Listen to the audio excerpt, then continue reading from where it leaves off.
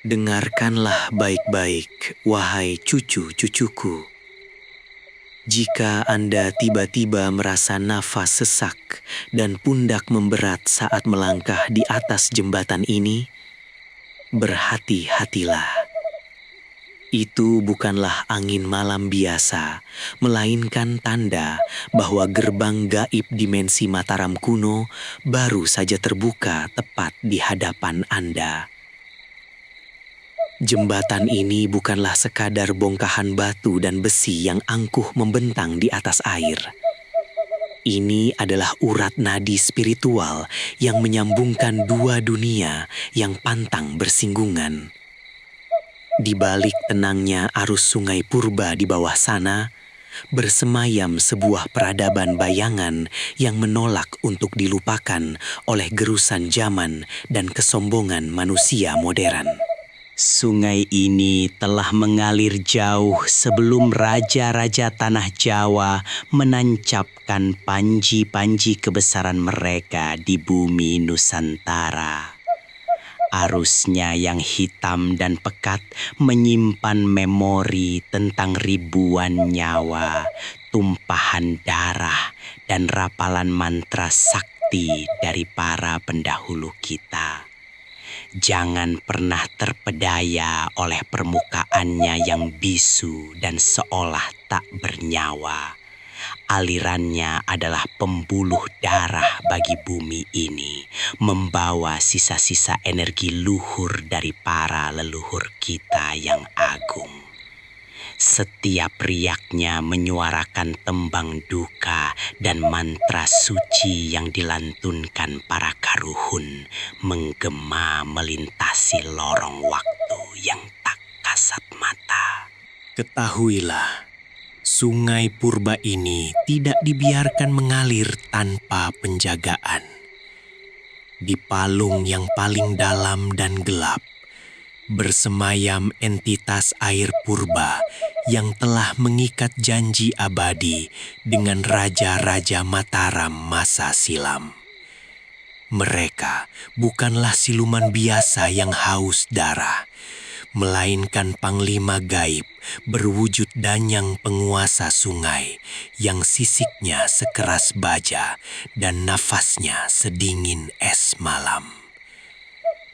Tugas mereka hanya satu sepanjang abad, memastikan bahwa lorong waktu antara dunia fana tempat kita berpijak dan dimensi luhur Mataram kuno tidak dinodai oleh niat-niat kotor manusia dari akhir zaman.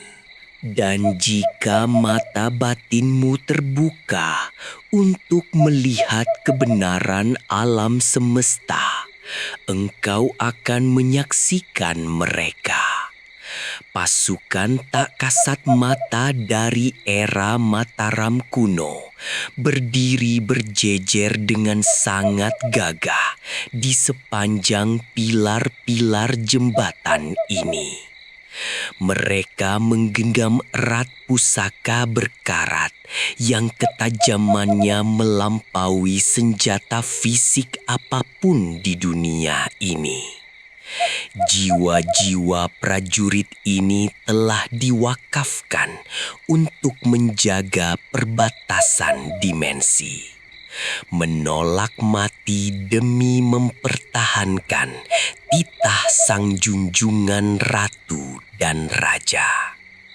Embusan angin malam yang tiba-tiba menusuk hingga ke tulang sumsummu tidak lain adalah embusan nafas mereka yang tengah bersiaga penuh. Di titik tengah jembatan inilah selaput pembatas antar dimensi menjadi sangat tipis, bagaikan sehelai benang laba-laba. Sebuah portal gaib terus berdenyut dalam keheningan, menunggu saat yang tepat bertepatan dengan lingsirnya malam untuk terbuka.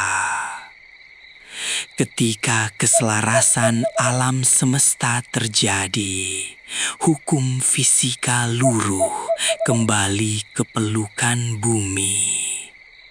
Ruang dan waktu melengkung tanpa batas, mempertemukan detik ini dengan kejayaan abad lampau.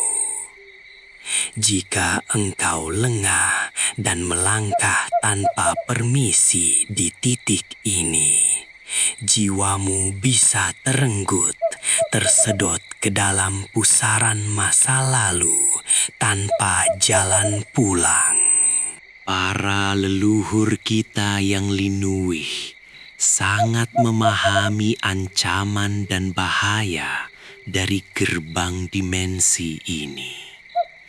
Maka dari itu, tepat di dasar palung sungai ini, ditanamkanlah berbagai pusaka sakti sebagai pasak penjaga bumi. Tosan aji bermutu tinggi, bilah-bilah keris berluk yang ditempa dengan tirakat puasa mutih dan darah para empu, ditancapkan kuat untuk mengunci keseimbangan kosmis.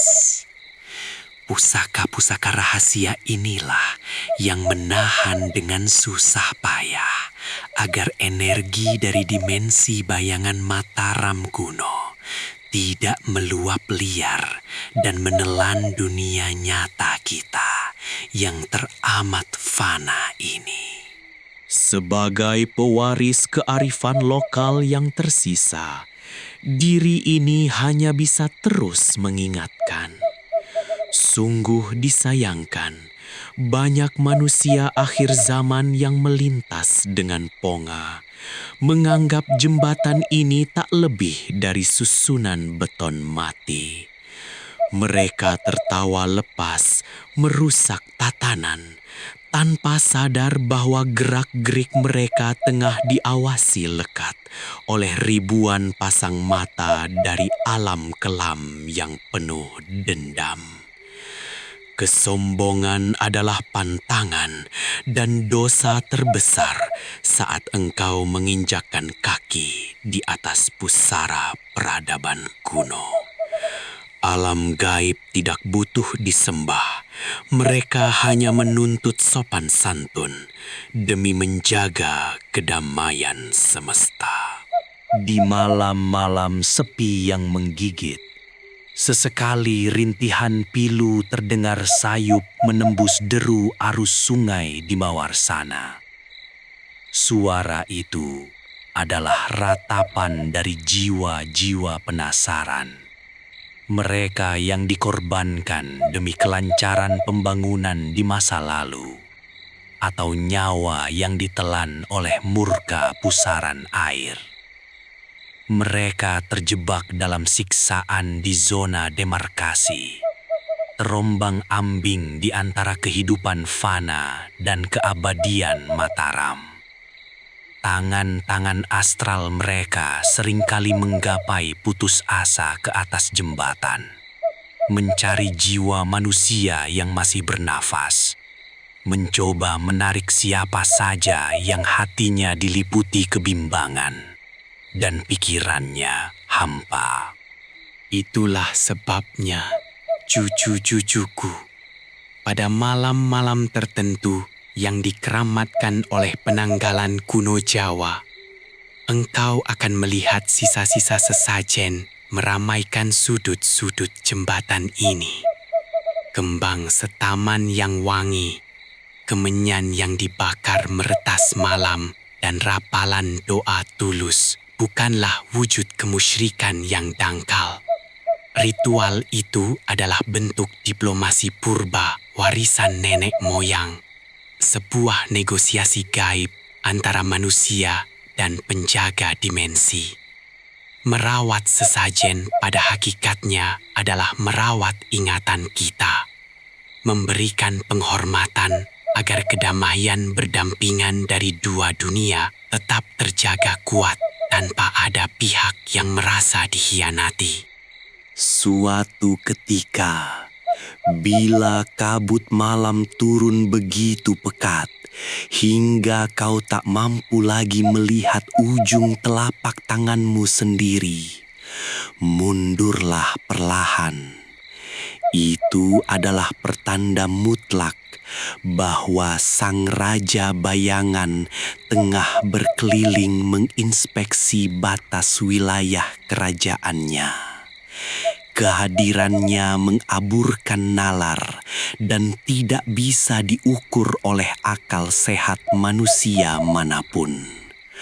Udara akan mendadak menjadi sangat dingin, perlahan membekukan setiap aliran darah. Sang Raja Agung ini tidak muncul untuk mencari tumbal nyawa. Ia hanya datang untuk memastikan bahwa warisan luhur bangsanya tidak diinjak-injak oleh peradaban mesin masa kini. Cobalah sesekali memberanikan diri tepat di pertengahan malam purnama bulan Suro. Engkau menatap lurus ke bawah dari sisi jembatan ini. Jika para karuhun merestui niat sucimu, pantulan di air gelap itu tidak akan menunjukkan wajah ragawimu atau gemerlap lampu kota modern. Sebaliknya, mata batinmu akan disajikan panorama keraton megah yang terbuat dari jalinan cahaya spiritual kemerahan, lengkap dengan candi-candi yang menjulang menyundul langit dan obor-obor abadi.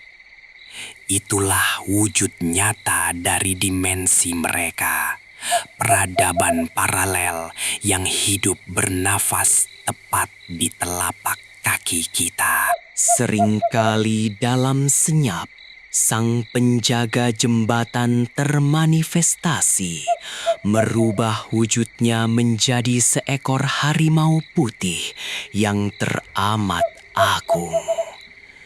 Kucing besar dari alam niskala ini adalah utusan dan pendamping setia para resi di puncak zaman keemasan Mataram.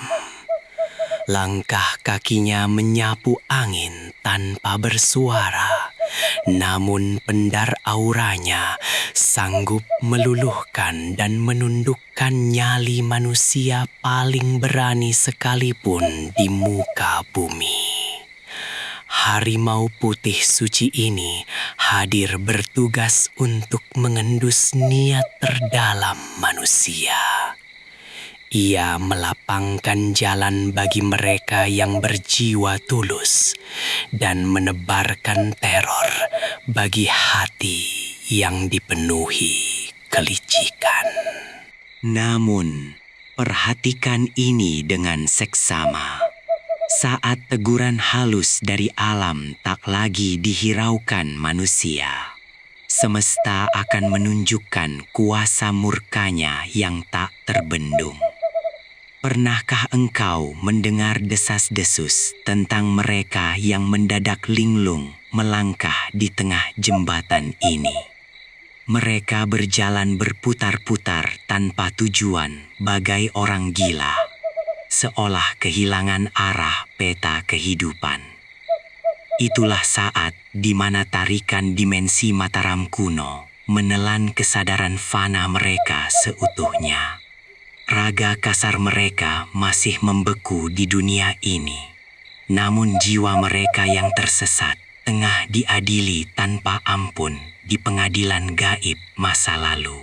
Maka dari itu, cucu-cucuku tercinta sekalian, belajarlah mulai malam ini untuk berjalan menyusuri bumi dengan mata hati yang terbuka lebar.